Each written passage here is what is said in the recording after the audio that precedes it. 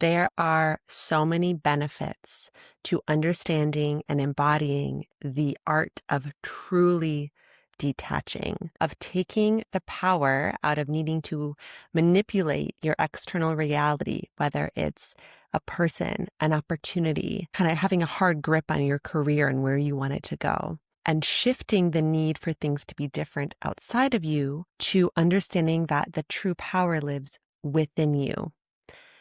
I know you all know this. I know we hear it all the time. Detach, surrender, let go. I want to offer some understanding of what's going on within your body when you are in a state of clinging, attaching, leaning forward, and control. My name is Amanda Helen. Welcome to my channel. I love to help women reclaim their sparkle, their vibrancy, and to live a life that is most aligned with their heart. Let's start with talking about what's happening in the body when you are in a state of attachment, or control is another way to say it. A lot of my clients, those who follow me, are high achieving, top performing women who are used to controlling and manipulating their external world to accomplish goals and really output in a productive way. Releasing control can feel scary. Detaching can feel like out of control. I don't know what's going to happen. Nothing's going to happen. The first thing I want us to understand is that when we are in this state of manipulation, we are often in an activated nervous system state. You could hear this referred to as the sympathetic nervous system state, associated with survival, with fight or flight. It is very often kind of considered the bad guy of the nervous system branches. And I like to shift that frame that the sympathetic state is not bad. It unleashes energy. It's designed to unleash our inner stores of energy so that we can attend to whatever situation is outside of us. As we've evolved, that means foraging for food. That means hunting, finding water, finding resources. We need energy in our limbs. We need energy in our brain, increased dopamine spikes. We need to be hypervigilant to our external reality to make all of that happen. So the sympathetic state creates that in the body. What are we doing when we are clinging, when we are trying to manipulate, trying to control, when we are attached to an outcome in our external reality? We are hypervigilant to our external world. So the hormones that are flooding through the body include adrenaline. What adrenaline does is it turns on the stress system, meaning it gives you excess energy in your arms, in your legs, in your limbs so that you can fight, that you can flee, that you can maneuver through your external reality as needed. Cortisol is a stress hormone that you probably often hear named. This keeps you activated.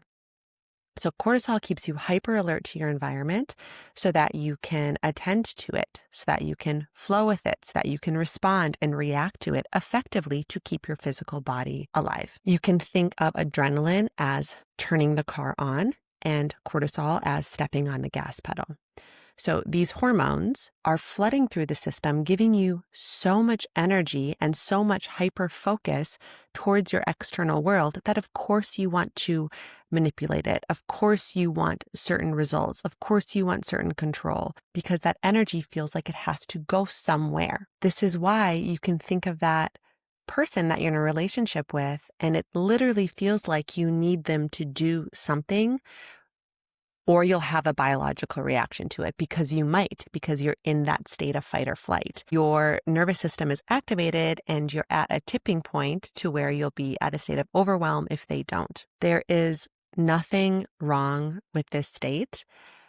I think that creating awareness and understanding and education, and this is what I love to offer you all, is nervous system education. If you want to deep dive more, I have a course called Soften. It's part of my Nervous System of a Goddess series, and it is designed to help you understand your nervous system and shift your body from a state of survival into safety, thus increasing your feminine energy and your vibrancy. And it will help you to enter a state of detachment. So let's apply this into everyday life. Let's say that we need our partner to respond in a certain way, and you start to feel your heart rate increase. You start to feel your thoughts spin. You start to feel a lot of anxiety and energy in your system. Nervous system activation. Let's say that you apply for a job position and you are anxiously awaiting their response. You're checking your emails. You can't stop thinking about it. You can't sleep. Nervous system activation. Your jaw is probably clenched. Your muscles are probably tense. Your brow is furrowed and you are really needing that job to come through, or you feel like you're going to be tipped over the edge. So you need that external shift for you to feel relief. Or let's say that you put an offer in on a home and you are waiting for that offer to go through. And same thing, you're clinging to the results in order to feel the relief from this nervous system activation. First step, know that you're activated. Know what's happening. Say high adrenaline, high cortisol, high blood coursing into my limbs from my torso. I see that you're activated. Okay, what to do next? So when you detach, meaning that you're in a state of, I don't need anything in particular around me to happen in order for me to feel a sense of peace and fulfillment. What is associated with that state? This is more parasympathetic dominance, otherwise known as rest or digest. It means that you can lean back, your eyes can close, your heart rate can slow down, your blood can kind of shift back into your torso to rejuvenate and regenerate your digestive system, your tissues from all of the energy that was expended when you were hyper-focused on your external world. Detaching is associated with surrender, release, trust, and it takes a feeling of safety. Let's talk about the hormones associated with being in a state of detachment. Oxytocin is the love hormone. It helps us to feel safe and connected, to bond. It is a hormone that is associated with self-soothing, and we will talk about ways that we can increase oxytocin on our own without needing something external to be a certain way. Serotonin, which is a hormone associated with stability and contentment. It really boosts our feeling of well-being, helps us to feel okay as we are. It reduces neediness or grasping, and it's linked to inner fulfillment, long-term emotional regulation. Endorphins are referred to as the natural pain relievers. So this is where you can get the runner's high after you work out really hard, and then endorphins flood your system and you just feel this natural clear-headed high. It can help calm emotional pain that's associated with loss or unmet desires. And there's various practices that can increase endorphins as well. The main thing that I want to emphasize here is that this cocktail, the detachment cocktail of hormones, can be created from the inside out through our perspective, through doing things like intentional movement, breath, meditation. We can have a huge influence on the hormones that are coursing through our bodies. For this video, I want to focus on the hormone oxytocin, the love hormone. Especially as women, we love this hormone. It feels so good. This is why many of us like to cuddle, to feel connected, to feel close. We love intimacy because it boosts oxytocin. And when we have high oxytocin levels, we feel in our feminine. So yes, oxytocin is boosted through physical touch, through hugs, through cuddling, hand-holding, massage. Someone else can induce these feelings of oxytocin within us. But what can happen is that you start to feel addicted to that because it's coming from outside. You can invoke oxytocin from the inside out within yourself, creating a hormone cocktail within you that feels calm. Let's talk about how. So meditation actually increases oxytocin. Breath work, anything that's heart-centered or loving kindness meditation. I have a heart meditation on my YouTube channel. I will link it below. And actually, I just released my class portal to the public. This is different than my course page. It's called the Science and Magic Class Portal. It was previously my membership. It was a paid membership portal, and I felt in my heart to open it to the public.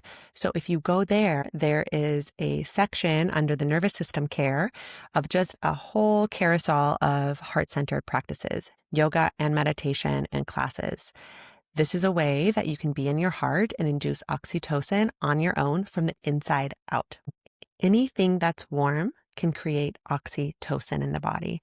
So saunas, taking a warm bath, soaking up sunlight. You could sit by a fireplace and snuggle in a warm blanket and read a book. So these are ways that you can increase oxytocin on your own solo. You can also go to a group practice to increase oxytocin. So if you go to a dance practice and you're all doing synchronized movement together, this will help to evoke feelings of connection. You could go to a yoga class, flowing together, increasing oxytocin and heart coherence. Acts of kindness, so both giving and receiving support, compliments, gifts, it can create oxytocin boosts. Yes, these examples do include others, but you can take yourself to them, not need anything in particular to happen. And by nature of a group class, by nature of volunteering, by nature of giving a compliment, you have more agency over producing that on your own versus needing someone to give you a compliment, or you need someone to give you a massage or someone to give you a hug. It's more of an inside out approach. Warm, connected conversations create oxytocin, so does laughter. So maybe you have somebody that you know that you're deeply connected to as a human, and you call them up or you go to coffee and you just relate on a heart level. Maybe you pull up one of your favorite comedians online and you watch them and you laugh and you produce oxytocin that way. Animals are a huge way to increase oxytocin. So if you have a pet, if you're a pet person, playing or cuddling with dogs, cats, other animals is significantly boosts oxytocin for both you and the animal. Do you see, as how I'm sharing these examples, how it's shifting this need for someone to do something or something to be a certain way for you to feel better? And it empowers you to say, I can feel better now. I can choose to feel better now, to take care of myself now. And it's a biological shift. I think it's so important that when we reflect on the concept of attaching and clinging and controlling, that we understand it's just a true, honest desire to feel better in the body, to feel safe in the body by manipulating our external world. But when we understand that we can induce that feeling of safety, induce that cocktail of hormones on our own with intention, that it will be easier to let go, to release, to surrender, and to detach. At the end of the day, each of us has more power than we could ever know to feel at peace and to feel in a state of love. And when we can induce those feelings from the inside out of love, of peace, of coherence, of harmony, of safety, then we'll be emanating that from the inside out, and our environment will respond to that feeling, to that emanation, and we start to become magnetic. And that is what I love to help women with, to feel that inside out state of vibrancy so that they can attract the things that they want to naturally without needing to manipulate and control. This means that everything is easier in the state of flow. Not that life will always be easy, but there will be a state of yielding and flow to anything that life presents. And in that, there is more ease. Again, if you want support, if you want to understand your nervous system in a deeper way, because it's one thing to learn about it, to hear about it, and it's another thing to explore your nervous system, to have guidance on how to do that, to understand what's happening in a really applied way, in a way that is relevant to life. I offer coaching packages. I also have those courses where you can move through the practices on your own. I highly suggest Soften. I provide nervous system education as well as yoga, meditation, somatic practices for you to implement this learning in your everyday life. I also have the Science and Magic class portal, free, open to the public. So many different practices on there from a wide array of teachers. I highly recommend checking that out, bookmarking your favorite classes so that you can take them again and again and again and start to understand your nervous system. I believe that this world will be a better place if we have more soothed nervous systems and more activated hearts. I hope that this video was helpful for you. Please do give this video a like, share comments with me, and hit the subscribe button and even the notification bell so that you can be notified when I release new videos and new content. Thank you so much. I'm so grateful to each and every one of you for being here, and I'll see you in the next one.